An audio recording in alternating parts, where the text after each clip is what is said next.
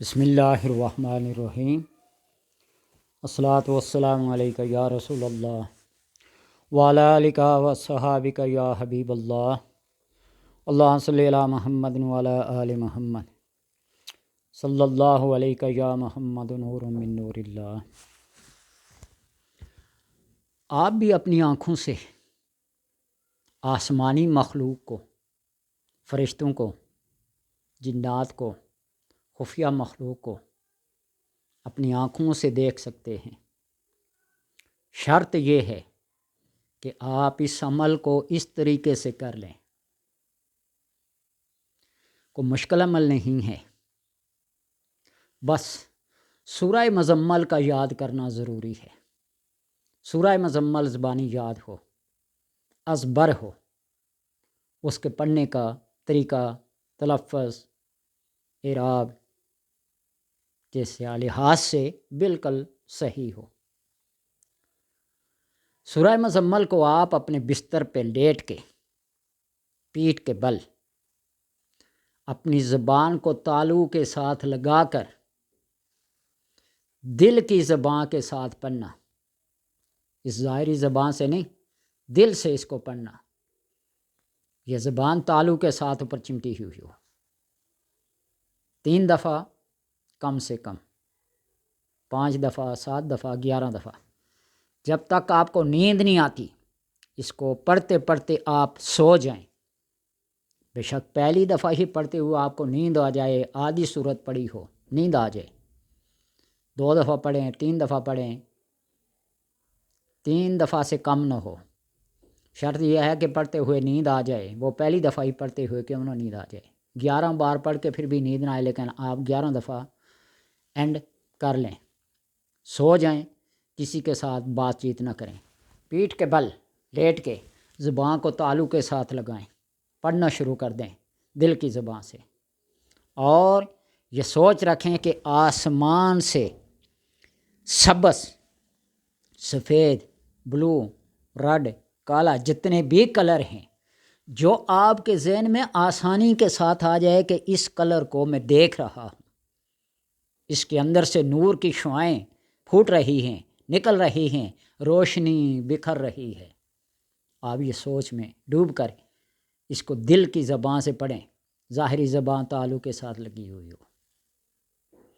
جو آپ تصور کانسیپٹ قائم کریں، شروع سے آخر تک کسی بھی نور کی شکل کو لے لیں، سب سے کم محنت جس نور کو حاصل کرنے میں وہ بلو کلر ہے، آسمانی کلر۔ ویسے بھی ماتھے پہ یوں ایسے ہاتھ پہ رہنا، آنکھیں بند کر کے، تو بلو نیلا نیلا کچھ آپ کو چمکتا ہوا نظر آتا ہے، سائے سے نظر آتے ہیں۔ اور سب سے مشکل ترین جو ہے وہ بلیک ہے۔ آپ ایسے اندھیرے میں ڈوب جاتے ہیں، گم ہو جائیں کہ وہاں آپ کو کوئی سجائی نہ دے، کوئی سمجھ نہ آئے۔ وہاں تک پہنچنا کسی نصیب والے کا کام ہوتا ہے اور ہے۔ سرخ، ریڈ، بلیک بنتے لگتی ہیں، تو اس نور کے شعاعوں میں، تصور میں آپ یہ سمجھیں کہ اللہ کی مخلوق نور لے کر نازل ہو رہی ہے، وہ سینے کے اندر سما رہی ہے، دماغ کے اندر سما رہی ہے۔ چند ہی دنوں میں، کیا پتہ پہلے دن ہی آپ کو نظر آنا شروع ہو جائے، فرشتے نور لے کر مختلف اشکال میں آپ کو نظر آئیں گے۔ اور جب یہ کیفیت پیدا ہو کہ جو ہی آپ آنکھیں بند کریں آپ کو فرشتوں کی شکل و صورت، اللہ نے فرشتوں کی شکل و صورت کو مختلف شکلوں میں بنایا ہے، مختلف شکلوں میں بنایا ہے۔ جو عرش کے اٹھانے والے فرشتے ہیں کئی شکلوں کے بنایا ہے، مرغ کی شکل میں، بیل کی شکل میں، مختلف طرح کے۔ کہ فرشتوں کے 3 4 سر ہیں، کئی زبانیں رکھتے ہیں، ہر زبان سے وہ کیا کرتے ہیں، حمد، ثنا، تحدیث، تحلیل، تکبیر بیان کرتے ہیں۔ بس آپ اس سورہ مزمل کو اس انداز میں، جو انداز میں نے بتایا ہے کہ زبان کو تالو کے ساتھ لگا کر، پیٹھ کے بل لیٹ کر، انوار و تجلیات کو، اس رنگ کو جو آپ کی ذہن میں دل میں سما سکے. ریڈ ہے، وائٹ ہے، بلو ہے، گرین ہے، اس کو آپ ذہن میں رکھیں کہ میرے دل کے اندر سما رہا ہے، میرے دماغ کے اندر سما رہا ہے. یہ شکلیں ہیں. چند دنوں کے بعد، چند ہفتوں کے بعد، چند مہینوں کے بعد کیا پتہ آپ کو چلتے پھرتے سب کچھ نظر آنا شروع ہو جائے. حضرت ابو بکر صدیق رضی اللہ تعالی عنہ پریشان حال. حضرت حذیفہ رضی اللہ تعالی عنہ جن کو رازدان رسول صلی اللہ علیہ وسلم کہا جاتا ہے، گزر ہوا. ابو بکر کچھ پریشان تھے. پوچھا کیا بات ہے؟ نے کہا کہ میں منافق ہو گیا. کیوں؟ کس وجہ سے؟ جب آپ صلی اللہ علیہ وسلم کی محفل میں ہوتے ہیں تو ہمارا یہ حال ہوتا ہے کہ ہمارے سروں پر پرندے بیٹھے ہوں، ہمیں خبر تک نہیں ہوتی، اور جب اس محفل سے اٹھتے ہیں تو دنیا داری میں لگ جاتے ہیں.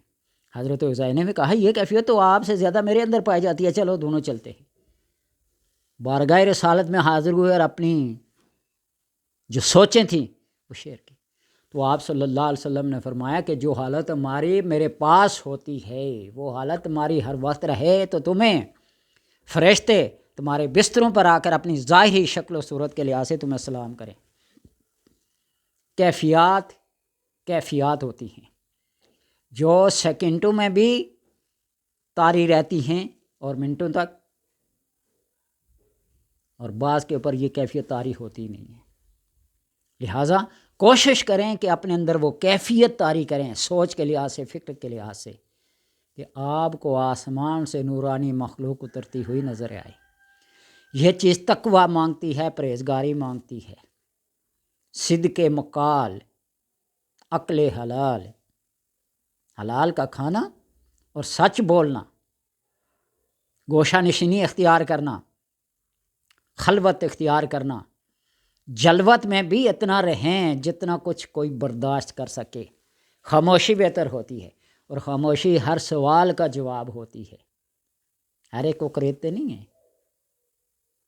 خاموش رہیں. حکمت دانائی خود بخود دل اور دماغ کے برتن کو پر کر دیتی ہے، روشن کر دیتی ہے. تو لہٰذا یہ کیفیات پیدا کریں. میری باتیں کسی پہ اوپر اثر کریں یا نہ کریں، کوئی مجھے لائک کرے، جی بسم اللہ، اس کا اپنا ضمیر، اپنی خوش فہمی، اپنا حسن ظن. ڈس لائک کرے تو وہ بھی اس کا اپنا. جو میری باتیں ہیں، میں نے یہ نہیں کہتا کہ میں بہت اچھی سچی کھری باتیں کرتا ہوں، لیکن جو محسوس کرتا ہوں نا وہ بیان کرتا ہوں. فیض بھی نا، فیض جو ہوتا ہے وہ برتن دیکھ کر ڈالا جاتا ہے. جس طرح آپ دودھ خود اپنے ہاتھوں سے دوتے ہیں یا کسی سے لیتے ہیں، لیکن کسی برتن میں لیتے ہیں، اور برتن کا کیا ہونا؟ پاک اور صاف ہونا ضروری ہے. نور کو جب ڈالتے ہیں نا، پاک اور صاف برتن میں ڈالتے ہیں. تو اسی طرح ان علوم کو بھی پاک اور صاف دلوں میں اور دماغوں میں جگہ ملتی ہے. امام شافعی رحمۃ اللہ تعالیٰ نے اپنے استاد حضرت وکیع سے شکایت کی کہ گناہوں کی کثرت کی وجہ سے میرا دل سیاہ پڑ گیا ہے. کیا فرمایا؟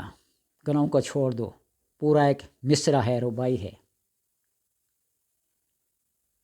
شکایت الی وکیع من سوء حفظی فاوصانی الی ترک المعاصی.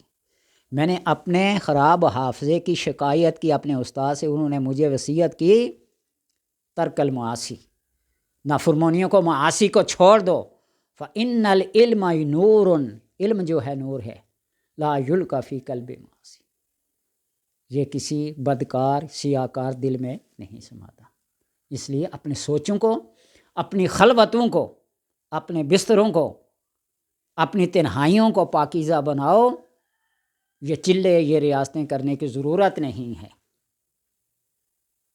اس لیے اپنی خلوتوں اور تنہائیاں کیا ہوں؟ پاکیزہ ہوں، صاف ہوں. خلوتیں اور جلوتیں بالکل برابر ہوں. ہم سر عام کوئی گناہ نہیں کرتے، لیکن وہی گناہ اگر خلوت میں، تنہائی میں کریں تو جلوت میں کرنے سے بڑا گناہ ہے. اس لیے کہ وہاں مخلوق گواہ ہے اور خلوت میں اللہ تبارک و تعالیٰ کی ذات گواہ ہے۔ تو نے لوگوں سے چھپ کر گناہ کیا لیکن رب سے چھپ نہیں سکتے۔ تو اس لیے اپنے دل و دماغ کو پاک اور صاف رکھو، تو کسی چلے وظیفے کی ضرورت نہیں ہے۔ اور جب یہ الفاظ پڑھے جاتے نا تو اللہ تبارک و تعالی اس کلام الہی کی تاثیر سے دلوں کے گند کو دور کر دیتا ہے۔ اللہ تبارک و تعالی پڑھنے کی توفیق عطا فرمائے۔